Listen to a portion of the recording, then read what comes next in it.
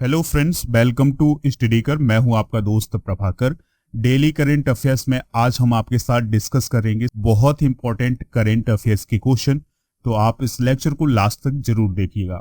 अगर आप चैनल पर नए आए हैं तो दोस्तों चैनल को आप सब्सक्राइब कर लें, बेल आइकॉन दबा लें, जिससे आपको समय पर सबसे पहले नोटिफिकेशन मिल सकेगा। पीडीएफ आपको मिलेगा हमारे एप्लीकेशन पर, तो पीडीएफ के लिए आप हमारे एप्लीकेशन को डाउनलोड कर लें। दोस्तों एप्लीकेशन का लिंक नीचे डिस्क्रिप्शन में है, या फिर आप गूगल प्ले स्टोर से भी इसे डाउनलोड कर सकते हैं। आपको सर्च करना है स्टडी कर। तो फ्री टेस्ट और स्टडी मटेरियल यानी पीडीएफ के लिए आप एप्लीकेशन को जरूर डाउनलोड करें। आपके लिए एक इंफॉर्मेशन है, जुलाई मंथ के करंट अफेयर्स की जो पीडीएफ है वो आपको एप्लीकेशन पर ही मिलेगी, तो आप उसे डाउनलोड जरूर कर लें। उसका लिंक भी नीचे डिस्क्रिप्शन बॉक्स में दिया गया है, या फिर आप एप्लीकेशन को डाउनलोड करें, वहां पर आपको ये पीडीएफ मिल जाएगी। फर्स्ट क्वेश्चन है, शेयर मार्केट में बिग बुल के नाम से कौन मशहूर थे जिनका हाल ही में निधन हो गया है? तो दोस्तों बिग बुल के नाम से मशहूर थे राकेश झुनझुनवाला, तो उनका हाल ही में निधन हो गया है। झुनझुनवाला भारत के 36वें सबसे अमीर अरबपति थे और उनकी जो अनुमानित संपत्ति थी वो थी लगभग $5.8 बिलियन। अभी हाल ही में उन्होंने आकाशा एयरलाइन में निवेश भी किया था। तो याद रखिएगा, जो ये आकाशा एयरलाइन है ये कुछ समय बाद उड़ान भी भरने वाली है, लेकिन उससे पहले राकेश झुनझुनवाला का निधन हो गया है। अगला प्रश्न है, 15 अगस्त 2022 को भारत की स्वतंत्रता के कितने वर्ष पूरे हो गए हैं? तो दोस्तों 15 अगस्त 2022 को भारत की स्वतंत्रता के 75 वर्ष पूरे हो चुके हैं और 15 अगस्त 2022 को भारत ने अपना 76वां स्वतंत्रता दिवस मनाया है और आज़ादी के कितने साल हो गए हैं? 75 साल पूरे हो गए हैं। ठीक है, इसलिए भारत आज़ादी का अमृत महोत्सव भी मना रहा है। ठीक है दोस्तों, 15 अगस्त 1947 को देश को ब्रिटिश औपनिवेशिक शासन से आज़ादी मिली थी और लाल किले से प्रधानमंत्री ने लगातार 9वीं बार भाषण दिया है 2022 में, और उन्होंने स्वतंत्रता दिवस पर 83 मिनट का भाषण दिया है। ये पॉइंट आप नोट करिएगा, 83 मिनट का भाषण दिया है उन्होंने, और सबसे लंबा भाषण उन्होंने 2016 में 96 मिनट का दिया था। तो ये पॉइंट भी आप नोट कर सकते हैं। चलिए फ्रेंड्स, नेक्स्ट क्वेश्चन देखते हैं, इंपॉर्टेंट है। स्वतंत्रता दिवस 2022 के अवसर पर कितने पुलिस कर्मियों को पुलिस पदक से सम्मानित किया गया है? तो दोस्तों स्वतंत्रता दिवस 2022 के अवसर पर 1082 पुलिस कर्मियों को पुलिस पदक से सम्मानित किया गया है। 347 कर्मियों को वीरता के लिए जबकि 87 को विशिष्ट सेवा के लिए सम्मानित किया गया है। सीआरपीएफ की चारू सिन्हा को 40 वीरता पदक प्राप्त हुए हैं, जो कि सभी बलों में देश में सर्वाधिक हैं। याद रखिएगा, सबसे अधिक वीरता पदक किसे मिले हैं दोस्तों? सीआरपीएफ की चारू सिन्हा को 40 वीरता पदक मिले हैं, जो कि सभी बलों में सबसे अधिक थे। सबसे अधिक वीरता पदक सीआरपीएफ को और उसके बाद जम्मू कश्मीर पुलिस को मिले हैं। तो याद रखिएगा कि जो स्वतंत्रता दिवस 2022 है, इसके अवसर पर 1082 पुलिसकर्मियों को पुलिस पदक प्राप्त हुए हैं। अगला प्रश्न है, विश्व अंगदान दिवस किस दिन मनाया जाता है? इंपॉर्टेंट क्वेश्चन है, इसको आप नोट कर लीजिएगा। तो विश्व अंगदान दिवस कब मनाया जाता है? तो इस क्वेश्चन का जो राइट आंसर होगा वो होगा 13 अगस्त को। कब मनाया जाता है दोस्तों? 13 अगस्त को मनाया जाता है।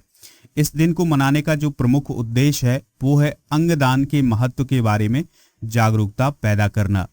पहला सफल अंग प्रत्यारोपण 1954 में अमेरिका में किया गया था। अंग प्रत्यारोपण मतलब किसी का अंग किसी और में लगाना। ठीक है दोस्तों, तो अंग प्रत्यारोपण पहली बार 1954 में सफल हुआ था। कब कहाँ हुआ था? अमेरिका में हुआ था। दोस्तों भारत 27 नवंबर को अंगदान दिवस मनाता है। तो ये पॉइंट भी आप नोट करिएगा कि भारत में 27 नवंबर को अंगदान दिवस मनाया जाता है और विश्व अंगदान दिवस 13 अगस्त को मनाया जाता है। नेक्स्ट क्वेश्चन है, आरबीआई के केंद्रीय बोर्ड में स्वतंत्र निदेशक के रूप में किसकी नियुक्ति फिर से की गई है? तो दोस्तों सतीश के मराठे, एस गुरुमूर्ति, रेवती अय्यर और सचिन चतुर्वेदी, इन 4 लोगों की फिर से नियुक्ति की गई है स्वतंत्र निदेशक के रूप में। कहाँ दोस्तों? रिजर्व बैंक ऑफ इंडिया में। तो इसका राइट आंसर होगा उपरोक्त सभी। दोस्तों इन सभी का कार्यकाल 18 सितंबर 2022 को समाप्त हो रहा था, लेकिन केंद्र सरकार ने इनकी फिर से नियुक्ति 4 साल के लिए कर दी है। आरबीआई की बात आई है तो आरबीआई के गवर्नर कौन है? शक्तिकांत दास हैं। आरबीआई की स्थापना कब हुई थी? 1 अप्रैल 1935 को। आरबीआई का फुल फॉर्म क्या होता है? Reserve bank of India. Next question है, किस राज्य सरकार ने अपने तटों की रक्षा के लिए राष्ट्रीय समुद्र प्रौद्योगिकी के साथ समझौता किया है?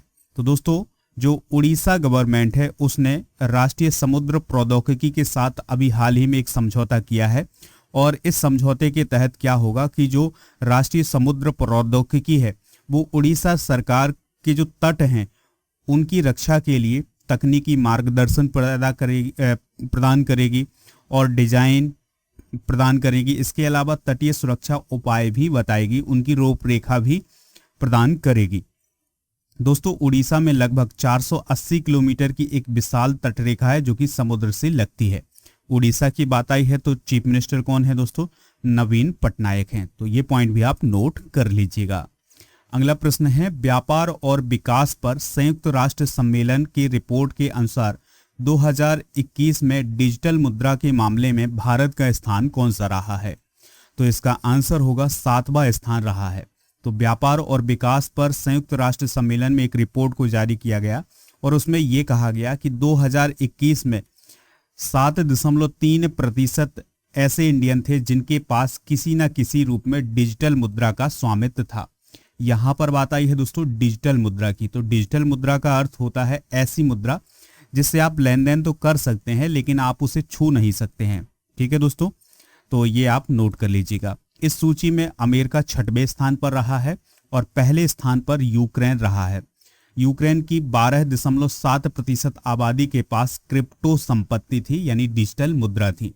तो ये पॉइंट भी आप नोट कर लीजिएगा। पहले स्थान पर यूक्रेन, 7वें स्थान पर भारत और 6वें स्थान पर अमेरिका था। अगला प्रश्न है, पावर ग्रिड कॉरपोरेशन के संचालन निदेशक के रूप में किसने पदभार ग्रहण किया है? तो जो पावर ग्रिड कॉरपोरेशन है तो उसके संचालन निदेशक कौन बने हैं? तो इसका राइट आंसर होगा आर.के. त्यागी। कौन बने हैं दोस्तों? आर.के. त्यागी बने हैं।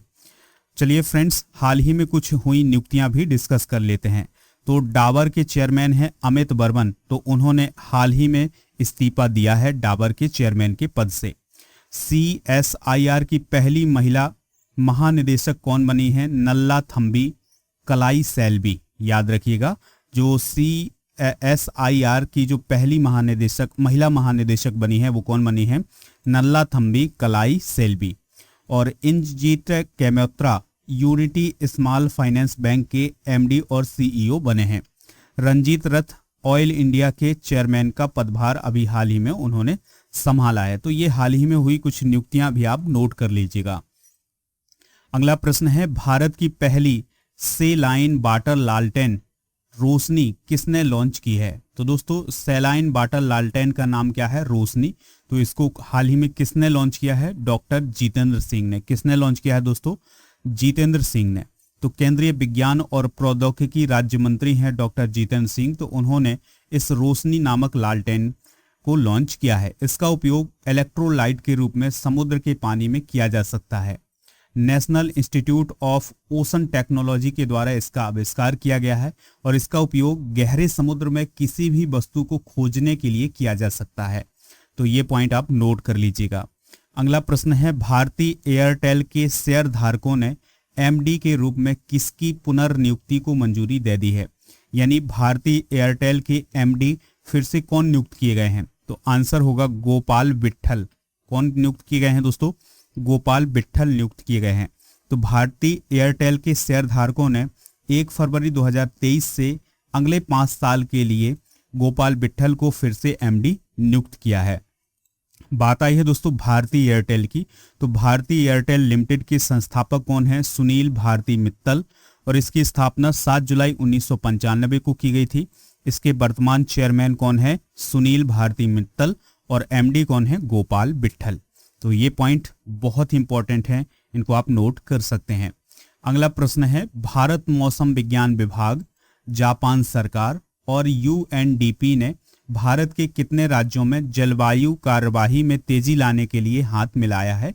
यानी भारतीय मौसम विभाग, जापान की सरकार और यूनाइटेड नेशन डेवलपमेंट प्रोग्राम, ये तीनों मिलकर भारत के कितने राज्यों में जलवायु कार्यवाही में तेजी लाने के लिए साथ आए हैं?